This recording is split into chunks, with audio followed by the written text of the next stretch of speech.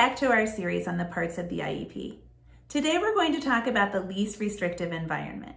I have a podcast that is loading this week that goes far more into detail on the least restrictive environment and inclusion. I hope you'll listen wherever you listen to podcasts and watch on YouTube.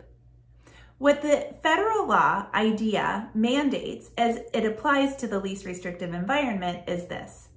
To the maximum extent appropriate, children with disabilities are to be educated with children who are not disabled, and special classes, separate schooling, and other removal of children with disabilities from the regular education environment should occur only when the nature or severity of the disability of the child is such that education in the regular classes with the use of supplementary aids and services cannot be achieved satisfactorily.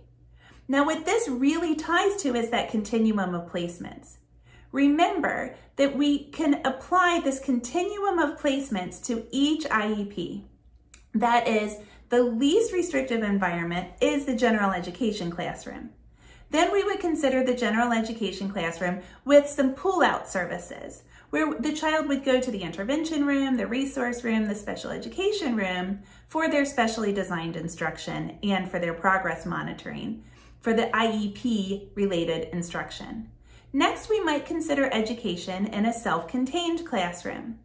The more restrictive environments from there would be special day schools, hospital settings, and homebound instruction. Homebound instruction is considered the most restrictive environment. So if we consider the general education classroom or the general education classroom with push-in services, before we consider any pull-out services, we have to consider whether the child could succeed with any supplementary aids and services. Is there anything that we can do to assist the child to make that general education classroom more accessible to the child?